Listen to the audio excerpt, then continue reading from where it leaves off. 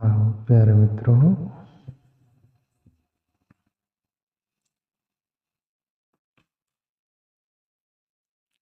संत किशन दास जी का पद लेंगे अपन। उसके पहले जीवन से जुड़ी कुछ बातें, एक दृष्टांत के रूप में।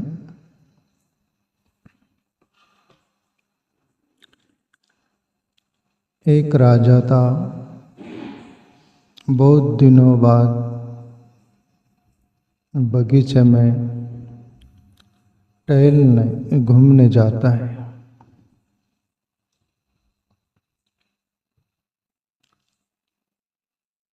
और बगीचे में जाकर देखता है जो वहाँ पेड़ थे, अनेक पेड़ थे, उदासी से भरे थे सब पेड़। जैसे मनुष्य को उदासी छा जाती है, बेचैनी छा जाती है, कुछ तभी जीवन में कमी खामी कुछ खलता है, इस अंदाज में जैसे मनुष्य रहता है, उस अंदाज में सभी पेड़ दिखे। राजा देखकर दुखी होता है और एक सहज स्वाभाविक है, अपन कोई भी किसी को भी दुखी व्यक्ति को देखकर उसका दुख अपने पर प्रभावित हो जाता है, अपन भी उससे ग्रसित हो जाते हैं। कोई सुखी व्यक्ति को देखकर, प्रसन्न आनंदित व्यक्ति को देखकर हम भी खुशी से आनंद से भर जाते हैं। एक सहज प्रकृति के मन पर गिरने वाला असर है। तो राजा को बड़ा अचंभा हुआ, बहुत दिन बाद बगीचे में आए हैं और देखा तो उदासी है सब पेड़। सभी पेड़ों को व्यवस्था कर रखी होंगी राजा ने, पानी की व्यवस्था, खाद की, सब जो चाहिए हो, पर उदासी। राजा सब पेड़ों से बारी बारी से पूछता है सबके पास जाकर कि भाई आखिर आपको उदासी किस बात की, बेचैनी, परेशानी, आप तनाव में लग रहे हो। सब पेड़ से सबसे पहले एक छोटा पेड़ बोलता है कि परेशानी तो बहुत है जिंदगी में, जो सहा नहीं जा रहा, सहने के बाहर है। राजा बोला, ऐसा क्या परेशानी आ गई आप पर? और छोटा पेड़ बोलता है कि वो बहुत बड़ा जो पेड़ दिख रहा है ना, शिखर छू रहा है, वो मेरे से देखा नहीं जा रहा।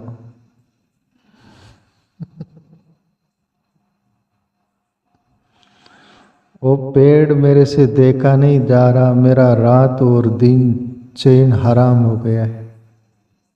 जब भी उसको देखता हूँ मेरा खून जल जाता है, मेरी जिंदगी का चैन चला गया है राजा, इसलिए मैं दुखी हूँ, परेशान हूँ।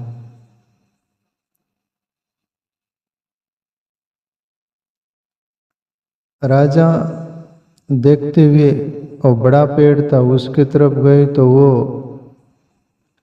सब शाखाएं नीचे लटका कर उदास था, बेचैन, परेशान।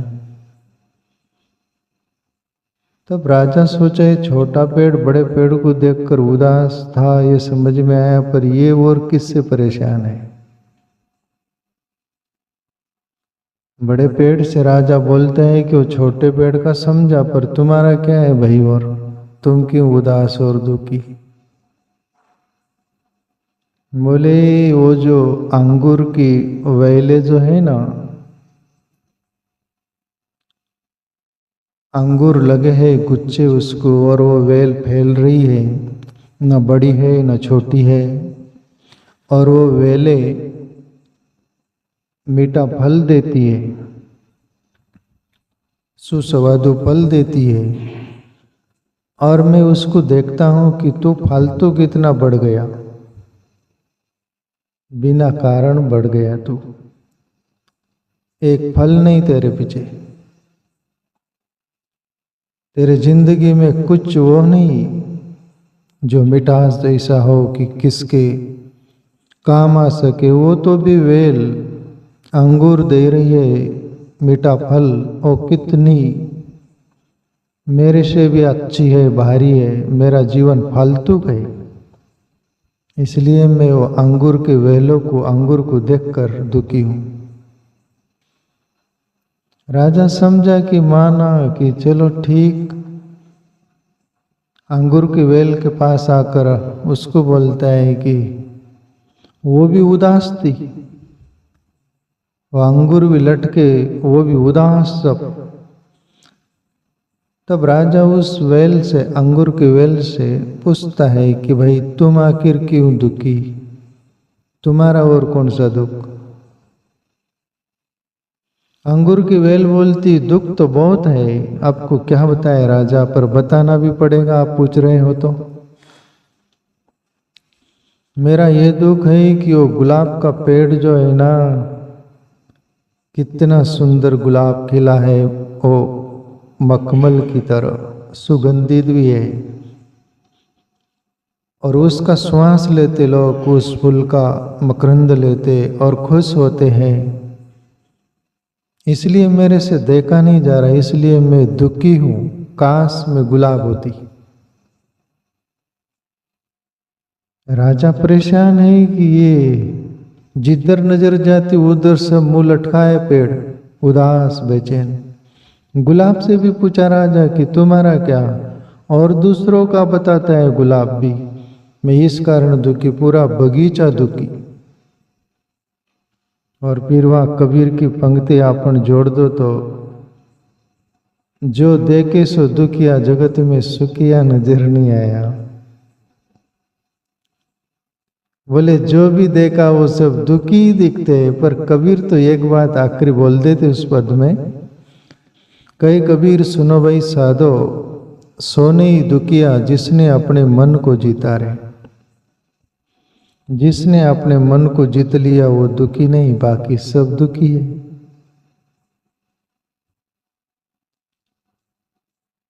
अब राजा आगे बढ़ता है, पूरा बगीचा घूम लिया, पर एक बगीचे में एक पेड़ इतना सुंदर खिला हुआ था, प्रसन्नता, एक आनंदित जैसा लहरा रहा था, उसकी खुशी का पार नहीं। राजा अचंभे से भर गया कि पूरा बगीचा दुखी है, ये पेड़ कैसा खुशी। उस पेड़ के पास आकर राजा बोलता है, भाई तुम्हारी खुशी देखकर तो आश्चर्य हो रहा है, पूरे बगीचा दुखी है सब पेड़, तुम सुखी क्यों, इतना खुश क्यों, प्रसन्न क्यों, राज क्या, कारण क्या। तो वो पेड़ बोलते हैं कि कारण और कुछ नहीं, सीधा कारण है, सीधा राज है, मैं किसी की तुलना नहीं करता कि कौन बड़ा पेड़, कौन छोटा पेड़, कौन अंगूर की वेल, कौन गुलाब का पेड़, अदर, ये जितने बगीचे में सब पेड़ है, मैं इनका कंपेयर नहीं करता, तुलना नहीं करता। ईश्वर ने मुझे जिंदगी दी है तो मैं मेरे जीवन के बारे में सोचता हूं कि मुझे क्या करना है। दूसरे दादर दादर दो जो दूसरे हैं वो उनके नसीब से, उनका प्रारब्ध भाग्य जीवन लेकर आए हैं, वो जो करे वो, पर मुझे क्या करना है। परमात्मा ने मुझे जिंदगी दी है, मैं मेरी जिंदगी को संवारने का कोशिश करता हूँ। जरूर जितने पेड़ हैं सभी बड़े हैं, छोटे हैं, अंगूर वाली वेल है, गुलाब है, जो भी ऐसे दादर जितने भी है, मैं उनसे प्रेरणाएं जरूर लेता हूँ। प्रेरणाएं लेकर मैं मेरे पर लाता हूँ उसको कि आपने को क्या करना चाहिए। मैं उनको देखकर उदास दुखी नहीं होता, इसलिए मैं सुखी हूं। राजा के समझ में बात आई होंगी, जितनी भी जो भी परियां वो बात पूरी होती है। अब हमारे पर ये लागू कैसे होती है प्यारे मित्रों? या भी मनुष्य दूसरों से तुलना में लगा हुआ है। गरीब है, अमीर को देखकर सिकुड़ रहा है कि मैं गरीब क्यों। अमीर है वो सोचता है कि इतनी अमीरी कोई काम की नहीं, न खाने को टाइम मिलता है, न पीने को, न सोने को, न बोलने को, न हंसने को, न जीने को, न चिंता ही चिंता। इतना धन दौलत है, उसको कैसे संभाले। यहां तक चिंता घेरी रहती व्यक्ति को कि मैं मर जाऊंगा तो इसको कौन संभालेगा। इसलिए बड़ा आदमी भी बहुत बेचैन है, परेशान है। वह सोचता है, मध्यस्थ लोगों को देखता है कि मध्यस्थ लोग सुखी है, बहुत ज्यादा धन भी नहीं, बहुत कम भी नहीं। मध्यस्थ जीते हैं, सुख शांति से रहते। काश मेरी भी ऐसी जिंदगी होती। बड़ा भी कभी कभी यह सोचता है, इसलिए वो दुखी रहता है।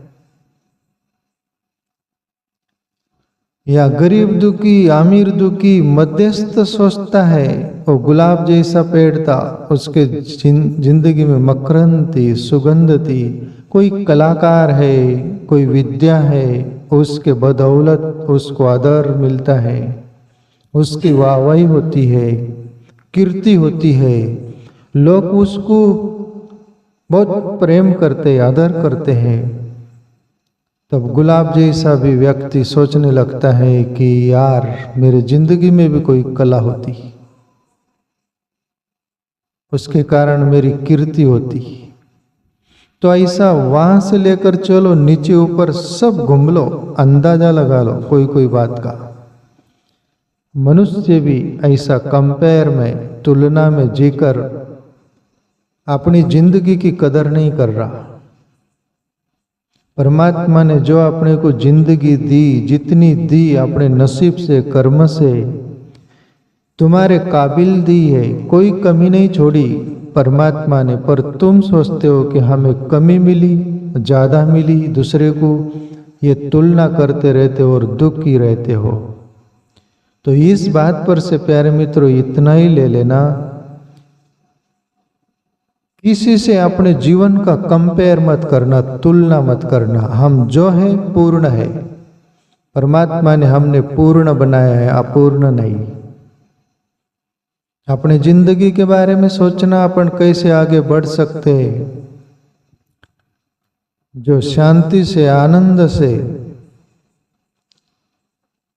प्रसन्नता से अंदर बाहर रह सके, जिंदगी जिए तब भी, जिंदगी आखिरी विदा हो तब भी उस अंदाज में हम जीते हुए जिंदगी को पूरी करें। कमी महसूस कर नहीं प्यारे मित्रों, तुलना करके नहीं। आप लोगों का अनुभव है कि नहीं, कोई भी बातों से हम तुलना में उतर जाते तो दुखी होते ही कि सुखी? बोलो। और तुलना न करे तो, जैसे वो पेड़ तुलना नहीं किया तो प्रसन्नता, कौन सुखीन कौन दुखीन, किसके पास ज्यादा किसके पास कम। तो अपनी कदर करो, ईश्वर को धन्यवाद दो। संत किशन दास का पद लेंगे। ये ईश्वर और आत्मा के प्रति दर्शाई गई बात है। आत्मा और परमात्मा का मिलन होता है, तब दूरी नहीं रह जाती, एक ही हो जाता है। आप कहाँ कहो कछु कहीं न जाए, जब हम तुम हम रहे बिलाए। जस लवन परियो है सिंधु माई, जेहि खोजत पावत कछुक नाई। संत किशन दास बोलते परमात्मा के बारे में कि हे प्रभु, आप कहाँ कहो कुछ कही न जाए, आप क्या बोलूं। जब हम तुम हम रहे बिलाई। बिलाई का अर्थ होता है मिलना।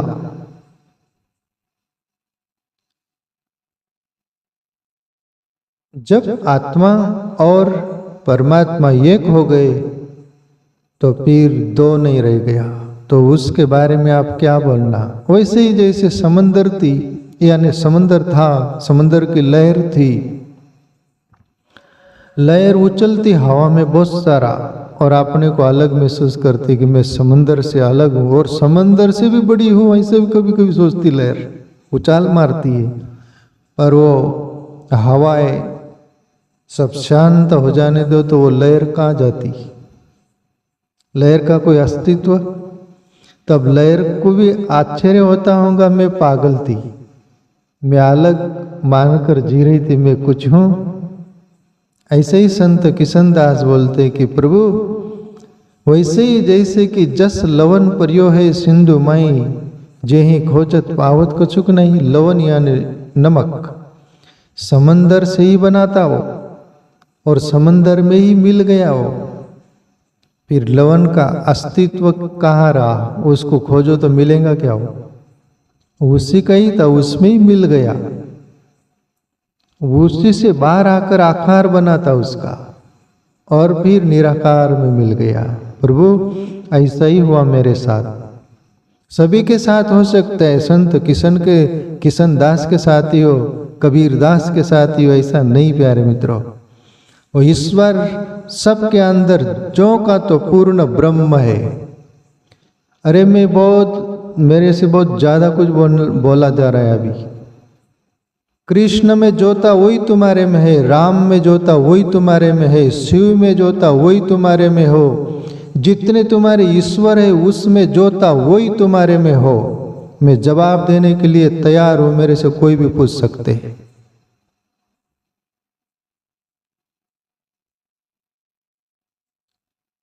प्रभु श्री राम कोई ढांचा नहीं था, वो हाथ पैर वाला धनुष बाण वाला वो आकार था, उसके अंदर निराकार छुपा हुआ, उसको योगी देखता है। कृष्ण प्रभु बांसुरी लेकर बजाते थे, गैया चराते थे, ग्वाल बाल के साथ वो मोर मुकुट करके, वो वही कृष्ण था, वो ईश्वर उसके अंदर निराकार छुपा हुआ था। वो नहीं दिखता हमको, हम आकार को पकड़ते, आकार से राग हो जाता है। भले राग हो जाए, पर राग होते होते एक दिन प्रभु श्री कृष्ण और प्रभु श्री राम के अंदर छुपा हुआ था, उसको हम जान ले, तभी ईश्वर को जानना हुआ। ये हमारा मान्यता है, सब मान रहे हम। और वो अनुभव तुम सबको हो सकता है, पर हम खोजने के लिए तैयार नहीं, पूजने के लिए तैयार है, मानने के लिए तैयार है, पर खोजने के लिए तैयार नहीं है। और जो खोज लेता है वो बोल सकता है, वो तुमको पाता नहीं। नकटों की बाजार है यहाँ, एक नाक वाला आ गए ना, फिर नकटे बोलते नाक काटो इसको। दुनिया का कोई भी संत महापुरुषों को हम बर्दाश्त नहीं किए, सहन नहीं किए, मौत के घाट उतार दिए कि तू कैसा ईश्वर को जान सकता है। पर वो जानने के बाद वो निराकार से ही संबंध रह जाता। आकार वैसे ही पानी पर बुदबुदा बनाता ना, उसके अंदर हवा जो थी ना, उससे संबंध था। बुदबुदा हवा निकल जाने के बाद वो बुदबुदा था क्या?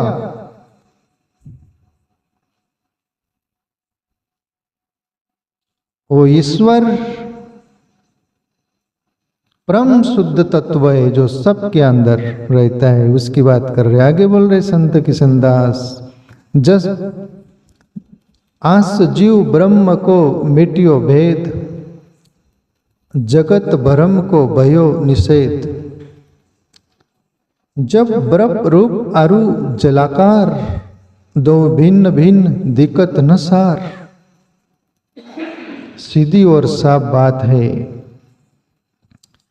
जस आस जीव ब्रह्म को मिटियो भेद, और ईश्वर को अनुभव हो जाने के बाद में जीवता और वो ईश्वरता वो दो दिखते थे, वो अब नहीं भेद रह जाता, वो एक हो जाता है। और ये जगत का जो भ्रम है सब स्वप्नवत है, वो सब भ्रम मिट जाता है।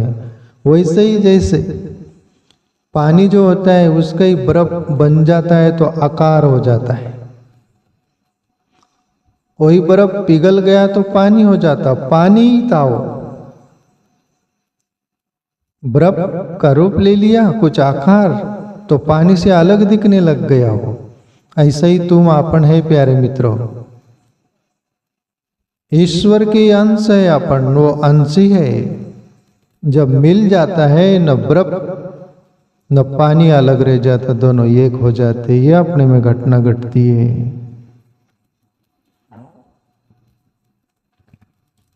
आगे बोले संत किशन दास,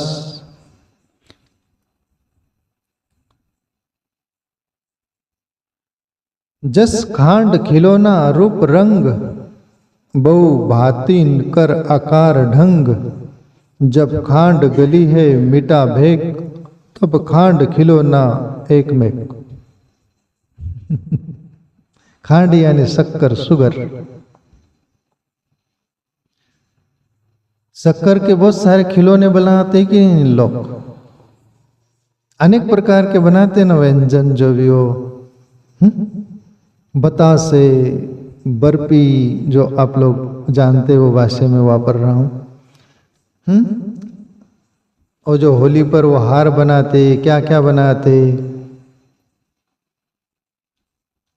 पर कोई भी किसी में पकवान में डालकर वो आकार हो जाता है उसका, वो सब कुछ।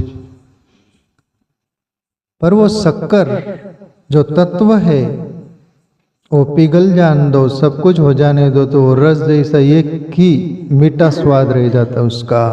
क्या बोले, जस खांड खिलौना रूप रंग, अनेक प्रकार का उसको रूप दे देते, रंग बना दे, रंग रंगित कर देते, रूप दे देते, आकार दे देते हैं। बहुभातिन कर आकार ढंग, जब खांड गली है मिटा भेक, तो खांड यानी शक्कर गल गई तो उसका भेद मिट जाता, तब खांड खिलौना एक मेक, दोनों एक हो जाते हो। तो प्यारे मित्रों, शक्कर का वो खांड का अनेक खिलौना जैसे अपन बने हुए, कबीर साहब बोले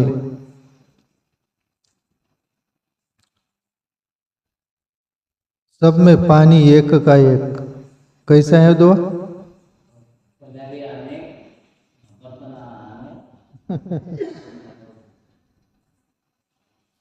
सबके बर्तन न्यारे न्यारे, पर सब में पानी एक का एक।